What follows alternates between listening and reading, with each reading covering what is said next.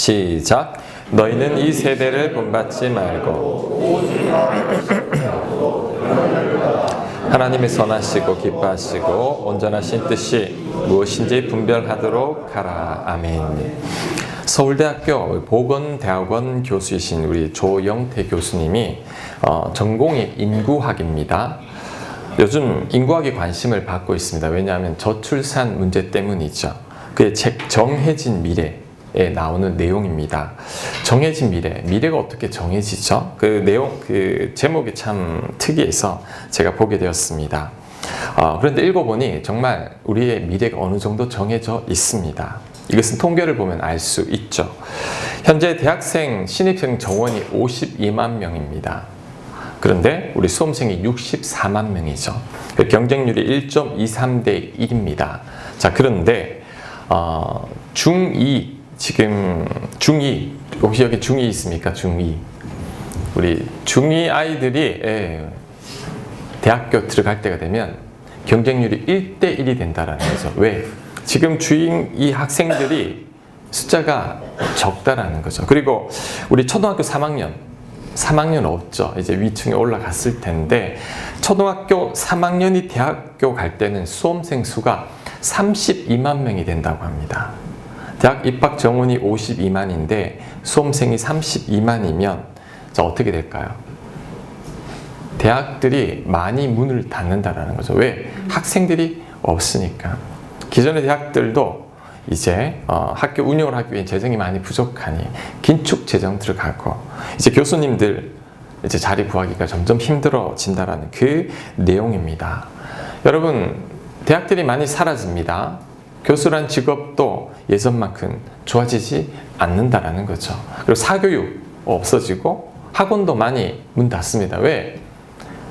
공부 안 해도 다 이제는 대학 들어갈 때가 된 거예요. 우리 아이들이 안 들어서 다행인데 위에 있는 아이들은 이제 정말 갈 때 되면 4년제 대학 통통 빕니다. 골라갈 수 있습니다. 제가 초등학교 다닐 때 전 2부제 수업했습니다. 우리 반에 60명, 70명, 오전반, 오후반 이렇게 했는데 지금은 이제 20여 명밖에 없어요. 초등학생들. 저희 아들 학교 다니는 학교는 이제 10몇 명밖에 없습니다. 이게 점점 더 심해진다라는 거죠. 목사님, 그래도 최상위권 대학에는 경쟁률이 높지 않을까요? 높기는 하겠지만 여러분 10년 뒤는 지금하고 완전히 다릅니다.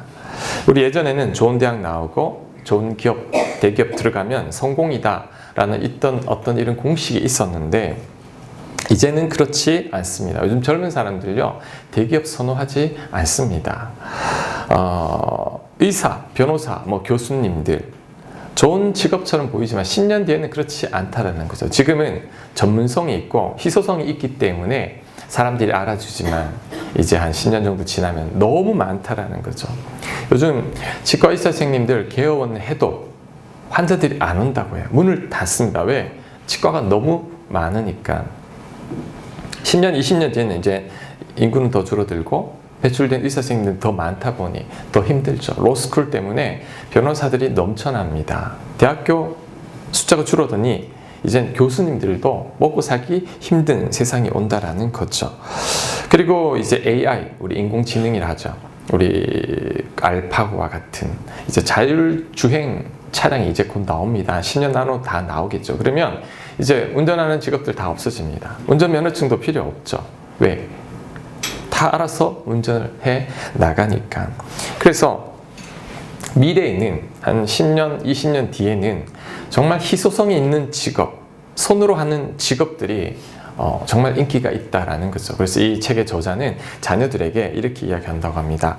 너희들 농업 공부를 하라고. 왜? 왜냐하면 지금 우리나라 농업 인구가 15%인데 거의 다 60대입니다.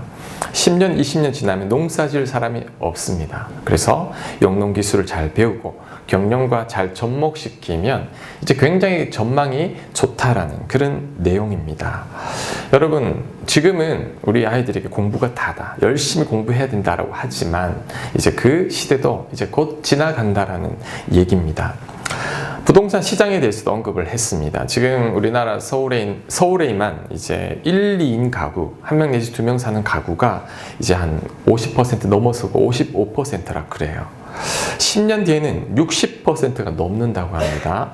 그리고 65세 이상이 그 인구가 그 아파트의 65%, 1, 2인 가구 중에서 65세 이상이 또 65%라는 거죠. 그러니까 한 10년, 20년만 지나도 우리나라 서울에 있는 아파트 보통은 3, 4인 가족 기준으로 지어졌거든요. 3, 40평대 아파트 이제 입주되지 않는다라는 거죠. 왜? 두 식구밖에 없는데 왜 그 넓은 집에 살겠습니까? 아무도 들어가지 않는다라는 거죠. 그런데 작년과 올해 벌써 이렇게 3, 40평대 아파트 분양된 게 신문을 보니까 뭐 150만, 200만 이렇게 쏟아지는 거예요.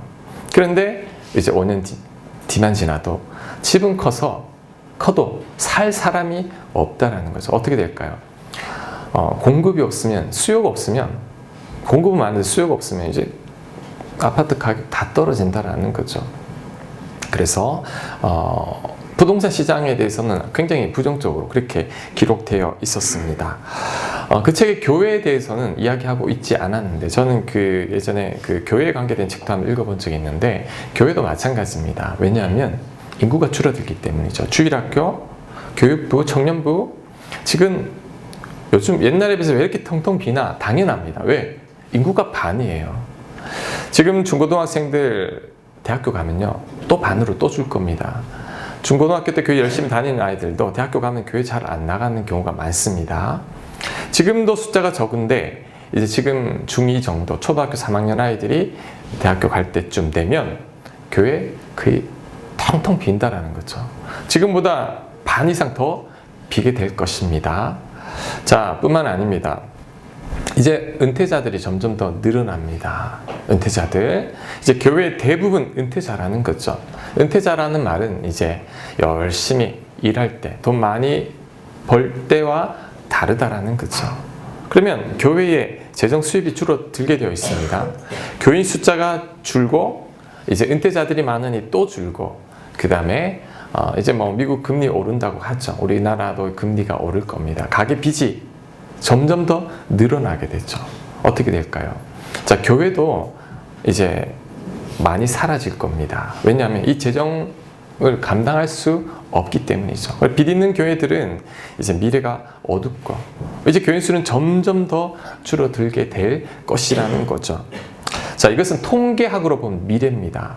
인구학으로 본 미래라는 거죠. 이제 어느 정도 미래가 정해져 있다라는 거죠. 굉장히 설득력이 있습니다. 왜냐하면 사람의 숫자가 없기 때문이죠. 전 세계에서 우리나라만큼 인구 감소율이 높은 나라가 없다고 해요.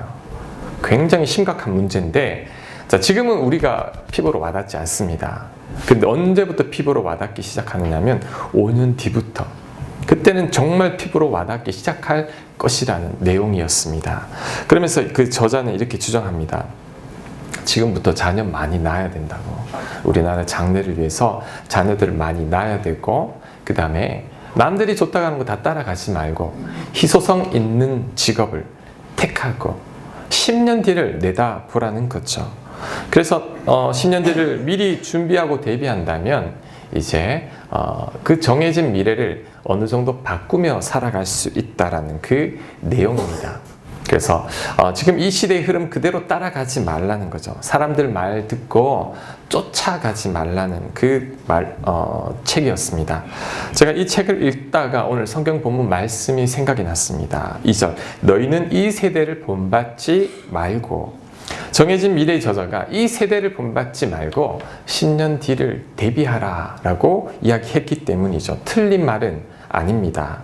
자, 그런데 조영태 교수도 10년 뒤를 대비할 때 그 목표는 결국은 10년 뒤에 우리가 잘 먹고 잘 살기 위해서, 10년 뒤에 우리가 행복한 삶을 살기 위해서는 지금부터 10년 뒤를 대비하라라는 그 내용인데, 자, 그런데 우리는, 자, 여러분, 우리는 하나님을 믿는 우리는 한 단계 더 업그레이드를 해야 됩니다. 왜요?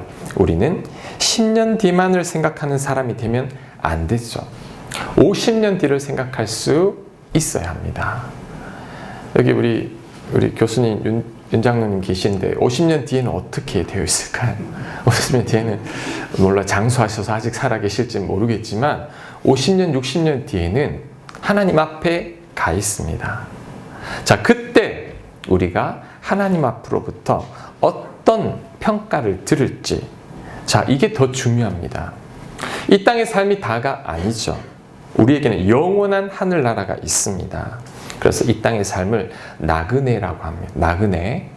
이 땅의 삶은요, 여러분, 바캉스 가서 텐트 치고 며칠 사는 것과 똑같습니다. 왜? 텐트 접어야 됩니다. 좀 있으면. 저는 휴게소라고 생각합니다. 이 땅의 삶이. 여러분 지금 부산을 간다면 종착지는 부산이죠. 휴게소 잠시 들르죠. 휴게소에서 여러분 평생 살 건가요?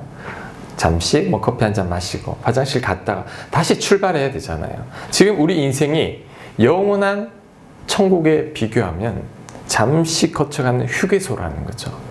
그런데 이 휴게소에 우리 마음을 다 뺏기면 안 된다라는 거죠. 우리는 50년, 60년 뒤를 바라볼 수 있는 눈을 떠야 합니다. 자, 그러면 목사님 어떻게 살아가는 게 가장 좋습니까? 이 땅을 살아가는 동안. 자, 오늘 말씀처럼 이 세대를 본받으면 안 됩니다. 그리고 이 세대의 가치관에 여러분들이 휩쓸리면 안 됩니다. 정해진 미래의 저자는 이 시대를 본받지 말고 10년 뒤를 대비하라고 말씀했다면 우리는 50년 뒤를 내다보고 내가 죽고 난 후에 하나님 앞에 섰을 때, 자, 그때를 바라보아야 합니다. 여러분, 저를 한번 보세요. 지금 여러분이 이제 나이가 드셔가지고 다 죽었습니다. 하나님 앞에 딱 섰습니다. 지금 여러분 이 모습 그대로 하나님 앞에 딱 섰을 때 어떨 것 같아요? 아유, 잘했다, 수고했다, 충성스러운 종아. 여러분 이렇게 칭찬받을 것 같습니까? 어떻습니까? 자, 그날이 반드시 온다라는 거죠. 그래서 우리는 이 세상 사람들처럼 잘 먹고 잘 사는데 우리 인생의 목표를 두면 안 됩니다. 자, 그것은 이제 곧 미달이 될 대학교에 가기 위해서 애쓰는 것과 똑같고 계속해서 떨어질 아파트에다가 투자하는 것과 같으며 이제는 운전 안 해도 되는 세상이 오는데 운전면허 따려고 애쓰는 것과 같습니다. 자, 이제는 우리는 이 세대 사람들이 좋다고 하는 것들에 마음을 빼앗기지 않고 오히려 10년 뒤, 50년 뒤를 내다보며 그때 내가 하나님 앞에 인정받는 자로 살아가야 합니다. 자, 그러기 위해서는 어떻게 해야 할까요? 중요합니다, 여러분. 새해 첫날부터 가장 중요한 이야기를 합니다. 여러분, 이제부터는 돈과 성공을 여러분의 목표로 두고 살아서는 안 됩니다. 하나님 앞에 섰을 때 하나님께서 인정하는 자가 되어야 합니다. 왜요? 어차피 이 땅의 삶은 잠깐이거든요. 잠깐입니다. 자, 전도서 12장 13절 말씀 우리 같이 읽겠습니다. 시작. 일의 결국을 다 들었으니 하나님을 경외하고 그의 명령들을 지킬지어다. 이것이 모든 사람의 본분이니라. 하나님은 모든 행위와 모든 은밀한 일을 선악간에 심판하시리라. 아멘. 여러분, 심판이 없다면 여러분 마음대로 살아도 돼요. 괜찮습니다. 그게 가장 지혜롭습니다. 그런데 우리 삶이 이 땅이 다가 아니고 영원한 천국이 있고 하나님의 심판이 있다면 이제는 이렇게 살아가서는 안 된다라는 거죠. 여러분, 시험이 이제 일주일 뒤에 있으면 어떻게 살아야 되죠? 시험 공부를 해야 됩니다. 일주일 뒤에 시험이 있는데도 여전히 논다는 것은 어리석은 일이죠. 하나님의 마지막 때를 바라보며 지금을 살아가야 된다는 거죠. 자, 그러면 하나님 앞에 인정받는 자는 어떤 자인가? 천국 문 앞에서 하나님께 인정받는 자는 어떤 자인가? 자, 예수님을 닮은 자입니다. 그리스도인다운 인격과 성품을 가진 자입니다. 그 자가 하나님께 인정받습니다. 여러분, 천국 문 앞에서 하나님께서 아이고 돈 많이 벌었구나 칭찬하지 않습니다. 너 많이 출세했구나, 아유 수고했다, 하나님 이런 말 하지 않습니다. 아이고 교회를 많이 하는 것도 중요하지만 더 하나님께서 귀하게 보는 것은 삶입니다. 교회에서는 존경받는데 집에서는 독재자처럼 군림한다면 하나님께 혼납니다. 자, 제가 목사죠. 목사라는 그 자체 때문에 하나님께 칭찬 들을까요? 그렇지 않습니다. 목사지만 내가 하나님 앞에 바로 살지 못했다면 여러분들보다 더 혼이 납니다. 오히려 기준이 더 엄격할 거예요. 하나님이 성도님들에 대한 기준과 저를 대한 기준은 다를 겁니다. 왜? 저는 앞에서 말씀을 가르치고 본을 보여야 할 자리에서 내가 그렇게 살지 못했다면 더 혼나는 거죠. 그래서 성경에 보면 선생 되지 마라고 이야기합니다. 왜? 더 혼날 줄 알으라고. 직분이 높다고 하나님 인정하는 게 아니죠. 하나님이 무엇을 인정하느냐? 정말 우리가 예수 그리스도를 닮았는지, 우리의 성품과 인격이 온유한지, 내가 선을 베풀고 살았는지, 내 입술 다스렸는지, 하나님 앞에 정직하게 바르게 살았는지, 그리고 내가 얼마나 사랑을 실천하며 얼마나 성경 말씀대로 순종했는지 하나님이 이것을 보십니다. 그래서 여러분의 행위가 아닙니다. 행위로 여러분을 감동시키지 말고 여러분의 삶으로 하나님을 감동시키는 자가 되어야 합니다. 하나님은 이런 자들을 인정하십니다. 자, 여러분, 지금 여러분의 삶의 자리가 하나님과 굉장히 멀어지고 하나님 기뻐하는 삶을 살지 못한다면 저는 과감하게 이야기합니다. 그 자리를 떠나라고요. 직장인데요, 목사님. 그 직장에서 제가 얼마 전에 어차피 해야 될 일이라면 즐겁게 하자라고 했는데 도저히 그럴 수 없고 그 직장에서 너무 많은 스트레스를 받고 하나님과 자꾸 멀어진다면 저는 기도하고 그 자리를 떠나라고 권하고 싶습니다. 기도 안 하고 막 옮기고 저를 원망하지는 마시고 고민해야 됩니다. 왜? 어차피 짧은 인생, 내가 이곳에서 계속 하나님의 영광을 가릴 것 같으면 옮겨야 됩니다. 제가 지금 목사잖아요. 제가 이 교회를 담임하고 있지만 제가 이 교회에서 자꾸 하나님 영광을 가리면 전 그만둬야 합니다. 교회를. 왜? 이 자리에 있으면서 하나님과 더 멀어질 것 같으면 차라리 목회 안 하는 게 낫죠. 그때 제가 옮겨야 할 때라고 생각합니다. 그래서 여러분 있는 자리에서, 여러분 삶의 자리에서, 직장에서, 가정에서 하나님 보시기에 합당한 자로 살아가려고 애를 써야 합니다. 이게 여러분 인생의 목표가 되어야 됩니다. 내 삶이 바뀌어야 됩니다. 내 삶이 바뀌지 않고 크리스찬답지 않고 내 주변 사람들이 너는 교회 다니는데 왜 그 정도밖에 안 되냐는 말을 듣는다면 나 진짜 하나님 앞에 섰을 때 부끄러운 사람이 되고 말 것입니다. 우리 교회 비전이, 두 번째 비전이 하나님과 사귐이 있는 교회입니다. 왜요? 하나님과 사귐이 있다는 것은 예수님을 닮은 자입니다. 인격과 성품이 갖추어진 자죠. 사랑할 줄 아는 자입니다. 자, 하나님 그런 자를 크다 하고 그런 자들을 인정합니다. 간디가 이런 말을 했죠. 나는 예수님 너무 좋은데 크리스찬들은 싫다고. 크리스찬들이 싫어서 나는 교회 가지 않는다고. 왜? 크리스찬들은 예수님을 믿는다라고 하지만 예수님을 전혀 닮지 않았거든요. 그러니 간디는 크리스찬들이 싫다라고 이야기하는 것입니다. 그래서 제가 저희 교회 목표는요, 여러분이 예수님을 닮는 겁니다. 하나님을 닮아가는 거죠. 하나님과 깊은 사귐이 있어야 됩니다. 하나님 믿고 예수님 믿었는데 20년이 되어도 삶 하나 바뀌지 않고 말도 바뀌지 않고 성품도 바뀌지 않으면 그것은 믿으나 마나죠. 하나님 그런 자를 원하지 않으십니다. 이 교회에 있는 동안에 여러분 정말 하나님이 다스리는 교회가 되고 우리가 예수님을 닮아가기만 하면 됩니다. 더 이상 할 게 없어요. 전도해라. 여러분이 예수님 닮으면 여러분 따라 예수님 그냥 다 오게 되어 있습니다. 교회 나오게 되어 있습니다. 전도하라고 말만 하고 내 삶은 형편 없으면 오히려 교회에 왔다가 다시는 교회를 나오지 않게 되는 것이죠. 그래서 여러분, 하나님 우리에게 요구하는 것은 행위가 아닙니다. 여러분의 삶입니다. 자, 미가서 6장 8절도 그렇게 이야기합니다.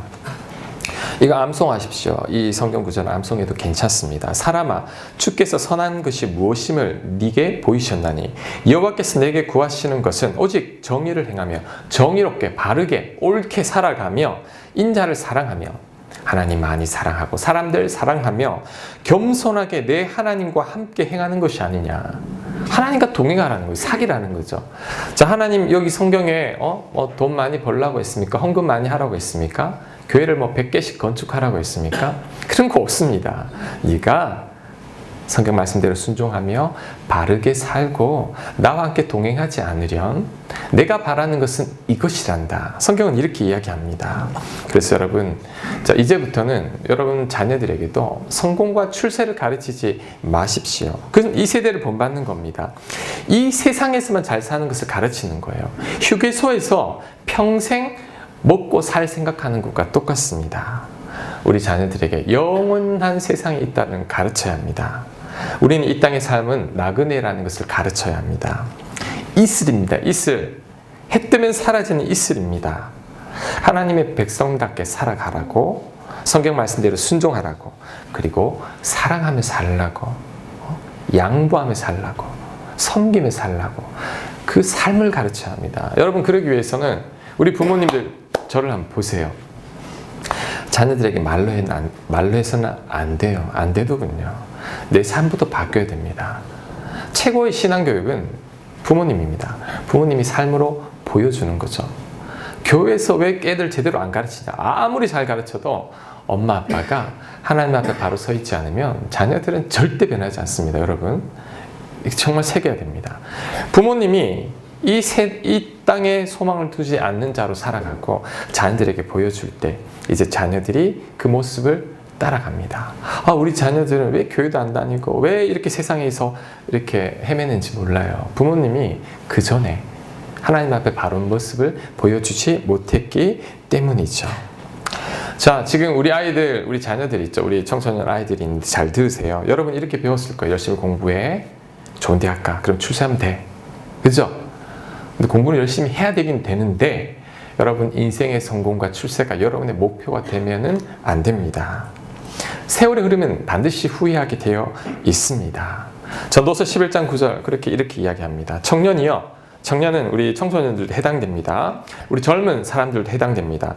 내 어린 때를 즐거워하며 내 청년의 날들을 마음에 기뻐하여 마음에 원하는 길들과 내 눈에 보이는 대로 행하라. 그러나 하나님이 이 모든 일로 말미암아 너를 심판하실 줄 알라. 자, 이게 무슨 말이냐면 우리 청년들, 우리 청소년들 재민아, 예찬아, 즐겁게 살아. 네 마음대로 하고 싶은 대로 살아. 그런데 마지막에 하나님 심판이 있다. 너 그거 알아야 돼. 그 말을 하는 거죠. 10년 뒤 여러분 대비해야 되지만 우리들은 50년 뒤 그리고 60년 뒤를 대비해야 합니다. 왜? 이 땅의 삶이 다가 아니라 우리에게는 영원한 하나님 나라가 있기 때문이죠. 그것이 이 세대를 본받지 않는 것입니다. 여러분, 우리 이 세대를 본받지 않기 위해서는 멀리 내다보십시오. 근시안이 아닌 아주 멀리.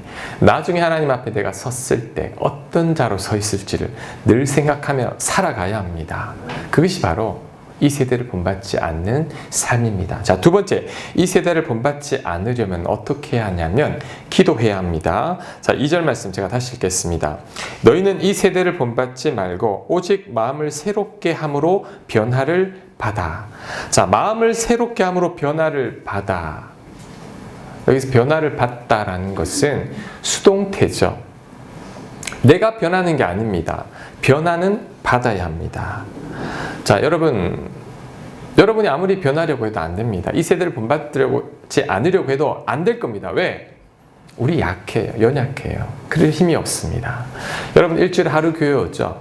세상에 6일간 몸담고 있죠? 어디를 본받을까요? 세상 따라가게 되어 있습니다. 여러분 한 친구는 6일 만나고 한 친구는 하루 만난다면 누구랑 더 친하겠습니까? 6일 만난 친구가 더 친합니다. 세상 따라가게 되어 있어요. 여러분 그것을 막기 위해서는 새롭게 변화를 받아야 하는데 누가 나를 변화시켰냐면 하나님이 나를 변화시킬 수 있습니다. 여러분 안에 성령님께서 여러분을 변화시킬 수 있죠. 어떻게 해요? 여러분이 하나님께 성령님께 도움을 요청해야 됩니다.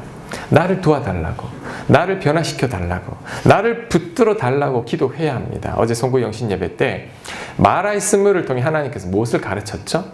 기도죠. 기도해야 된다. 그 다음에 머리밥 한 석의 물에서 뭘 가르쳤죠? 너 기도해라.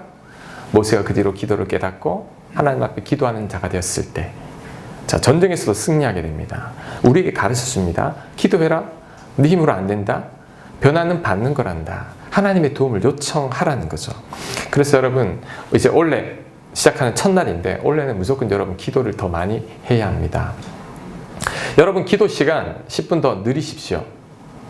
목사님 지금도 5분도 안 하는데 어떻게 10분을 2배는 해야 됩니다. 왜? 그래야지 여러분 이 세대를 본받지 않게 됩니다. 목사님 저도요 이 영성 생활이 제대로 안 되면 금방 세상 따라갑니다. 교회에서 세상의 형통을 가르칩니다. 교회에서 돈 많이 버십시오. 축복 받으십시오. 형통하십시오. 그게 복 아닙니다. 여러분 성경에 돈 많이 받는 자는 복이 있나니 이런 말씀 어디 있습니까? 심령이 가난한 자는 복이 있나니 애통하는 자는 복이 있나니 죄인과 같이 하지 않는 자는 복이 있나니 여호와의 말씀을 즐거워하며 그야로 주야로 묵상하는 자는 복이 있나니. 복의 개념이 다릅니다. 형통, 요셉 보고 형통이라고 합니다. 요셉 가장 고생할 때 형통이라고 합니다. 왜? 형통은 하나님과 함께하는 것이지 세상에서 출세하고 돈 많이 버는 게 형통이 아니기 때문이죠. 근데 왜 자꾸 우리는 잘못 배우고 있을까요? 이 세대를 본받는 거죠. 나도 모르게. 내가 하나님과의 관계가 끊어지니 이 세대를 본받고 이 세대가 원하는 대로 따라가게 되는 것입니다. 그래서 여러분 기도해야 합니다. 매일매일 여러분의 삶을 반성하십시오. 저는 새벽에 반성합니다. 새벽 기도를 하면서 어제 삶을 반성하고 어제 내가 미워했던 사람들, 내가 원망했던 사람들 이제 하나님 앞에 다 정리하면서 날마다 나를 이렇게 깨끗이 하죠. 그리고 하나님께 구하고 은혜를 구합니다. 하나님, 이 세대를 본받지 않아야 하는데 자꾸 이 세대를 본받습니다. 이 세상에서 성공하고 싶고 출세하고 싶고 목회자로서도 성공하고 싶은 유혹이 계속 밀려옵니다. 하나님, 제발 누르고 하나님과 더 깊이 만나게 해주십시오. 이게 저희 기도가 되어야 되고 여러분의 기도가 되어야 됩니다. 제가 이렇게 관리 안 하면요, 저 변질되거든요. 기도해야 합니다. 그것이 바로 이 세대의 마음을 빼앗기지 않는 법입니다. 여러분, 새해에는 기도하십시오. 더 기도해야 됩니다. 기도 안 하면 못합니다. 못 살아갑니다. 여러분 어차피 다 부족한 사람들, 내 안에 계신 성령님 도움 받지 못하면 신앙생활 못합니다. 자, 그 다음 또 이 세대를 본받지 않으려면 하나님 말씀을 가까이 해야 합니다. 2절 말씀 계속 읽겠습니다. 너희는 이 세대를 본받지 말고 오직 마음을 새롭게 함으로 변화를 받아 하나님의 선하시고 기뻐하시고 온전하신 뜻이 무엇인지 분별하도록 하라. 하나님의 선하시고 기뻐하시고 온전하신 뜻이 무엇인지 어떻게 분별하죠? 성경 말씀밖에 없습니다. 여러분 가전제품을 샀습니다. 어떻게 사용하는지 아나요? 모르죠. 설명서를 보죠. 아, 이렇게 사용하는 거구나. 여러분 인생 어떻게 살아가야 되는지에 대한 설명서가 성경 말씀입니다. 그 안에 하나님이 선하시고 온전하시고 기뻐하신 뜻이 다 담겨 있어요. 하나님의 뜻을 도저히 모르겠어요. 저는 성경 안 읽어서 그렇습니다. 그래서 성경 말씀을 가까이 하며 이 세대 가치관이 아닌 하나님의 가치관을 배우는 거죠. 성경을 읽다 보면 거울이에요. 거울.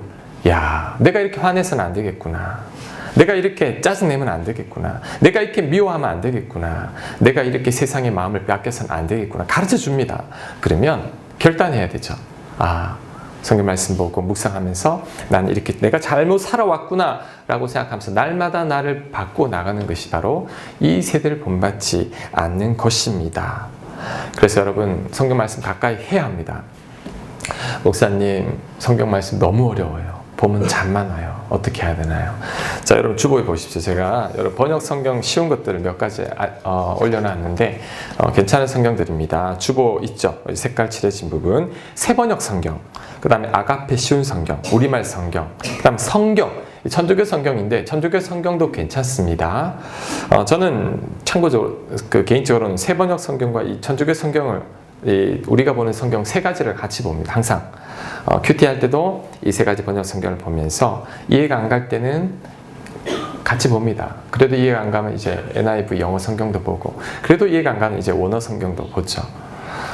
여러분 성경 한 2만 원 주면 삽니다. 평생 봅니다.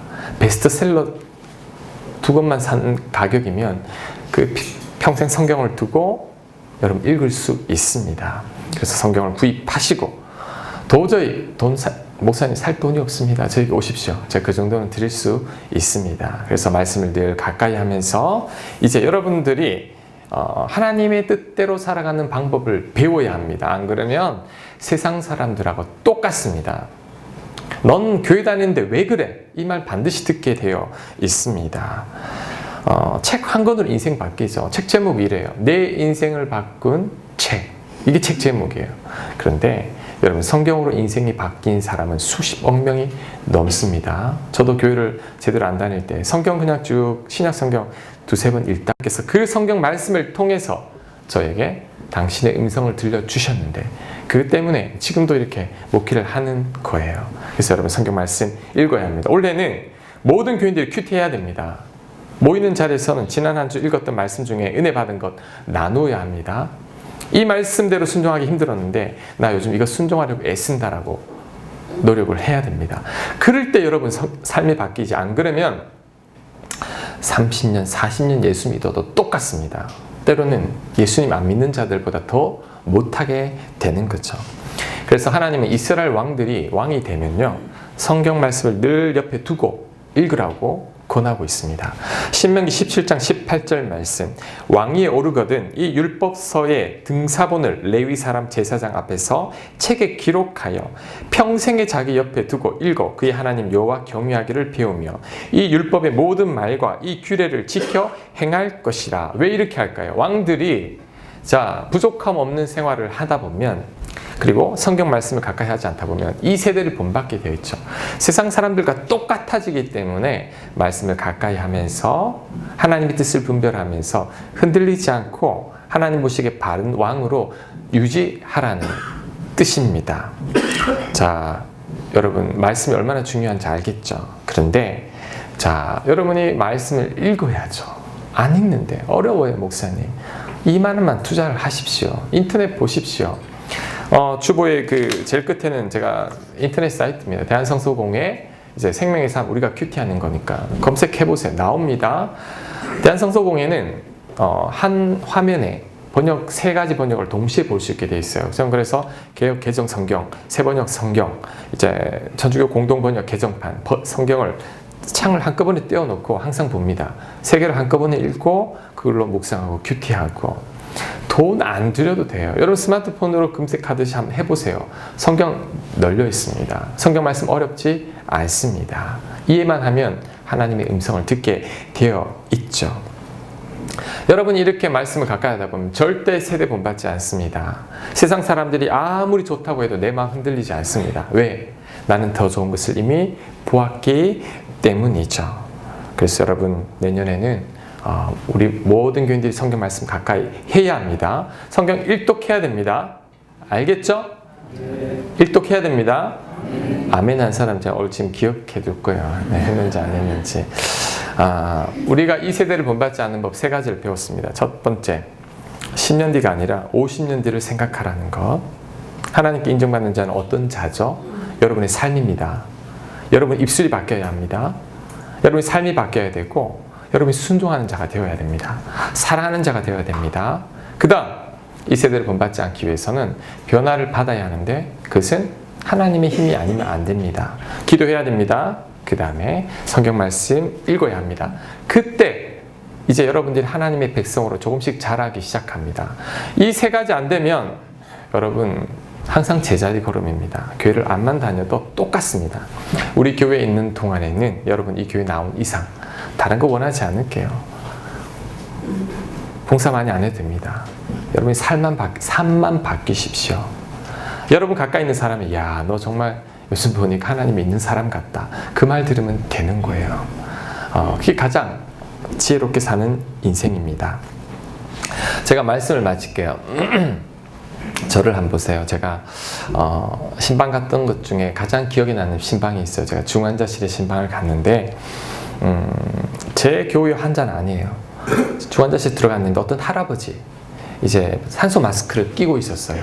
이제 보니까 이제 얼마 못 사실 것 같아요. 근데 그분이 저를 눈이 딱 마주쳤어요. 근데 그분이 저한테 이렇게 하는 거예요. 웃으시면서.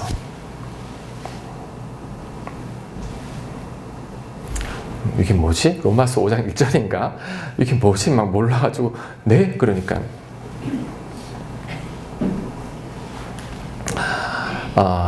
나중에 간호사가 이야기해줘요. 저게 무슨 뜻인지 아세요? 모른다고. 그러니까 500만 원만 더 모으면 1억이다 이건 거야. 나 500만 원만 더 모으면 나 1억 모았어. 이거 자랑한다라는 거예요. 제가 헉 했습니다. 왜?